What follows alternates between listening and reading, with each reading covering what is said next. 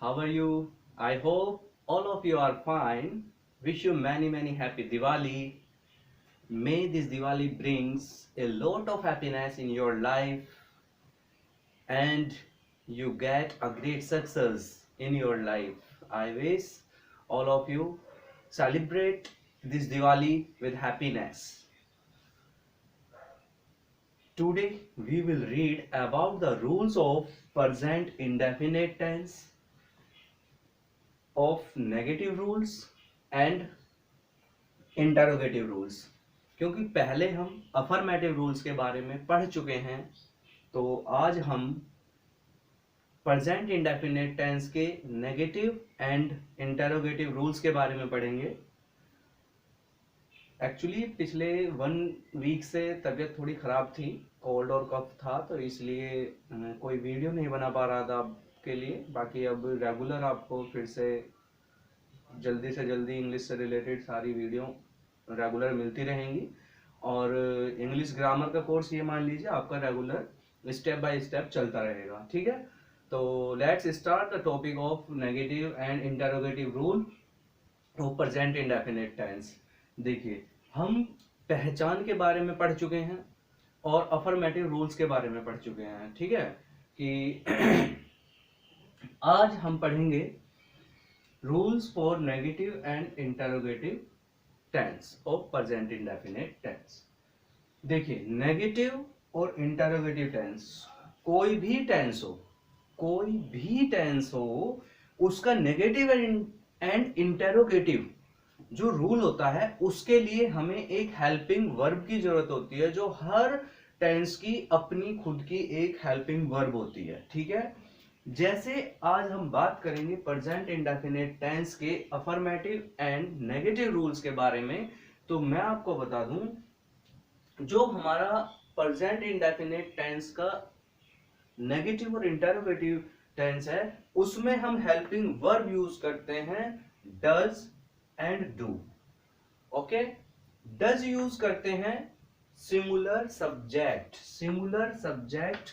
कर्ता, जो एक वचन करता है, जो सिंगुलर सब्जेक्ट है, उसके साथ हम डज का यूज करते हैं। एंड डू, जो बहुवचन करता है, जो बहुत सारे हैं, जो प्लूरल है, उसके साथ हम हेल्पिंग वर्ब डू का यूज करते हैं, ठीक है। और जब डू और डज का यूज हम करते हैं, तो वर्ब की ओनली फर्स्ट फॉर्म का यूज करते हैं। किसी भी कंडीशन में एस या ईएस का यूज हम वर्ब में नहीं करते हैं, सिर्फ अफर्मेटिव टेंस में ही एस या ईएस का यूज होगा वर्ब में। बाकी जब डू और डज का यूज हम करेंगे, नेगेटिव कंडीशन हो या इंटरोगेटिव कंडीशन हो, फिर हम वर्ब की फर्स्ट फॉर्म में एस या ईएस का यूज नहीं करेंगे, चाहे सब्जेक्ट सिंगुलर हो चाहे सब्जेक्ट प्लूरल हो, ठीक है।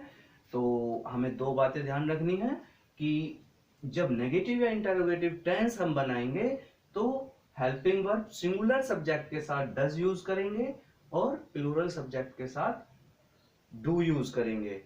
एंड वर्ब की केवल फर्स्ट फॉर्म यूज करनी है, ना उसमें एस लगाना है ना उसमें ईएस लगाना है। Let's see what is the rule of negative tense. Subject plus do या does according to subject plus do या does plus not plus verb की फर्स्ट फॉर्म प्लस ऑब्जेक्ट, ठीक है। देखिए एग्जांपल देखते हैं। वह प्रार्थना नहीं करता है, सबसे पहले सब्जेक्ट ही, फिर helping verb according to subject, he singular subject है तो डज नॉट, प्रार्थना करना pray, he does not pray, understand. Next, वे गाड़ी नहीं चलाते हैं, they do not, because they जो है वो हमारा प्लूरल सब्जेक्ट है, ठीक है। They do not drive the car, पहले सब्जेक्ट, फिर हेल्पिंग वर्ब, फिर नॉट, फिर वर्ब की फर्स्ट फॉर्म, फिर सब्जेक्ट हमारा ऑब्जेक्ट, ठीक है।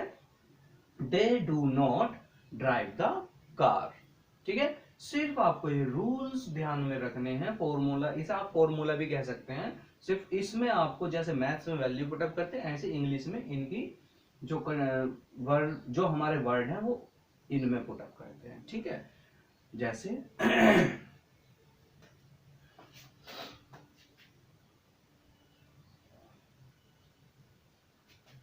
हम चाय नहीं पीते हैं। ठीक है, जैसे हम चाय नहीं पीते हैं तो क्या बनाएंगे, वी प्लूरल है तो वी के साथ do not take a T. ठीक है, we do not take a T. तो ये हमारा हो गया negative tense. Okay, I think आपको ये रूल समझ में आ गया होगा। अब हम बात करते हैं इंटरोगेटिव, हम इंटरोगेटिव टेंस की। ठीक है, जो हमारा प्रेजेंट इंडेफिनिट में इंटरोगेटिव टेंस है उसके लिए हमें क्या करना होता है। देखिए, इंटरोगेटिव टेंस दो तरीके के होते हैं। एक तो इंटरोगेटिव होता है जहां शुरुआत जिस टेंस की क्या से होती है। ठीक है, और एक टेंस वो होता है इंटरोगेटिव जिसके बीच में कोई भी क्वेश्चन वर्ड आ जाता है। ठीक है, तो सबसे पहले हम बात करेंगे जहां जो टेंस शुरू में क्या से शुरू होता है। ठीक है, जिस टेंस के शुरू में ही क्या आता है, सबसे पहले क्या से शुरुआत हो, पहले हम उस टेंस की बात करेंगे। ध्यान से समझ लेना। जैसे जब हम टेंस बनाते हैं क्या मोहन गीत गाता है, यानी शुरुआत किससे हो रही है, क्या से। तो ऐसे टेंस में कभी भी क्या की जगह वाट नहीं लगता है। बहुत से बच्चे क्या करते हैं कि वाट लगा देते हैं, गलत है। ठीक है, मैं आपको आज समझा रहा हूं, इस चीज को समझ लो और फिर गलती नहीं करोगे। देखिए, जब ये क्या यहां आता है तो इंटरोगेटिव टेंस का रूल है कि जो भी उस टेंस की हेल्पिंग वर्ब है, जो भी उस टेंस की हेल्पिंग वर्ब है, वो हेल्पिंग वर्ब ही उस टेंस का मीन्स होता है। ठीक है, जैसे क्या मोहन गीत गाता है, तो सबसे पहले इस क्या की जगह मोहन क्या है, हमारा सिंगुलर सब्जेक्ट है, तो सिंगुलर सब्जेक्ट के साथ हम क्या लगाते हैं, डज लगाते हैं। तो पहले डज आ जाएगा, हेल्पिंग वर्ब होती है हमारी डू या does, plus subject plus verb की first form plus object plus other words. ठीक है, तो देखते हैं क्या मोहन गीत गाता है। Does Mohan sing a song. ठीक है, सबसे पहले हेल्पिंग वर्ब, फिर सब्जेक्ट, फिर वर्ब और फिर ऑब्जेक्ट। ठीक है, does Mohan sing a song. अब हम देखते हैं इंटरोगेटिव नेगेटिव का रूल। देखिए, इंटरोगेटिव और इंटरोगेटिव नेगेटिव में सिर्फ इतना अंतर है कि सब्जेक्ट के बाद केवल नोट आ जाता है, बाकी सब वैसा का वैसा ही रहता है। जैसे डू या does plus subject plus not plus verb की first form plus object plus other words. जैसे क्या मोहन गीत नहीं गाता है, यहां हमने पढ़ा क्या मोहन गीत गाता है, लेकिन यहां क्या आ गया, क्या मोहन गीत नहीं गाता है। ठीक है, तो सिंपल सी बात है, सिर्फ मोहन के बाद में नोट लग जाएगा। Does Mohan not sing a song. ठीक है, यहां हमने लिखा क्या मोहन गीत गाता है, does Mohan sing a song, और यहां हमारा क्या है, क्या मोहन गीत नहीं गाता है, does Mohan not sing a song. बाकी सब कुछ वैसा का वैसा ही है, सिर्फ सब्जेक्ट के बाद में नोट आ जाएगा। बाकी टेंस दोनों तरीके से आप सेम ही बनाओगे। ठीक है, आई थिंक आपको अब ये दोनों चीजें समझ में आ गई होंगी। एक बार दोनों के रूल देख लो। Subject sorry helping verb plus subject plus verb की first form plus object plus other words, और इंटरोगेटिव नेगेटिव में helping verb plus subject plus not, सिर्फ सब्जेक्ट के बाद में नोट लग जाएगा, बाकी सब कुछ वैसा का वैसा ही रहेगा। ठीक है, आई थिंक आपको ये अब ये वाला रूल समझ में आ गया होगा। ठीक है, तो अब हम इससे नेक्स्ट जो दो टेंस हो रहे हैं हमारे, दो कंडीशन, उसके बारे में और बात। ठीक है, देखिए जैसे इंटरोगेटिव टेंस होते हैं वैसे ही फिर अगला स्टेप हमारा होता है डबल इंटरोगेटिव टेंस, इन्हें हम बोल देते हैं क्योंकि इसके बीच में क्वेश्चन वर्ड आ जाता है। ठीक है, तो इस टेंस में, डबल इंटरोगेटिव टेंस में हम क्या करते हैं कि जो क्वेश्चन वर्ड होता है हमारा, जो हमारा क्वेश्चन वर्ड है, क्वेश्चन वर्ड हमारा क्या हो सकता है, क्यों, कब, कैसे, कहाँ, किसने, मतलब WH फैमिली से रिलेटेड जो भी वर्ड है, जो भी क्वेश्चन पुटअप करते हो, जो वर्ड क्वेश्चन पूछने में आते हो, ऐसे वर्ड जो हैं वो WH फैमिली के या क्वेश्चन वर्ड आप कह सकते हो। तो जब कोई क्वेश्चन वर्ड किसी टेंस के बीच में आता है, हमेशा उस क्वेश्चन वर्ड को सबसे पहले हम लिखते हैं। और डबल इंटरोगेटिव टेंस का क्या मतलब है कि सबसे पहले क्वेश्चन वर्ड, फिर डू या does, subject plus first form plus object plus other.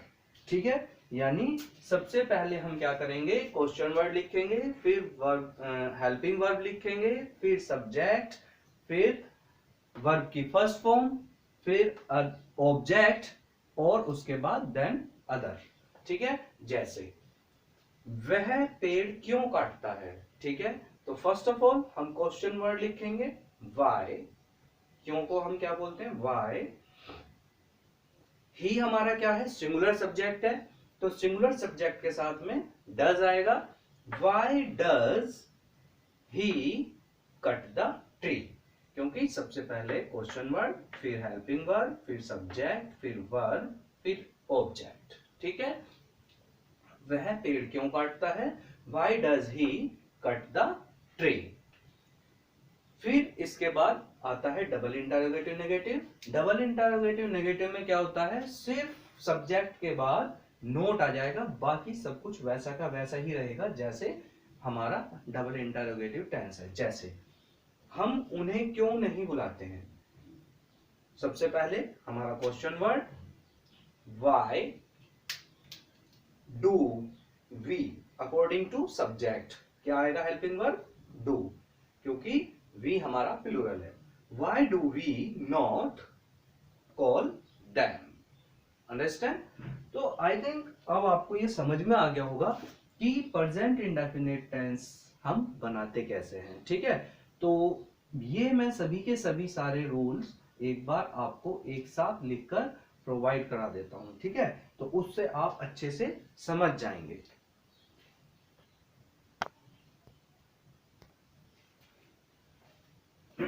तो देखिए, ये अब सारे के सारे रूल जो हैं मैंने एक साथ लिख दिए हैं, सभी के सभी रूल्स।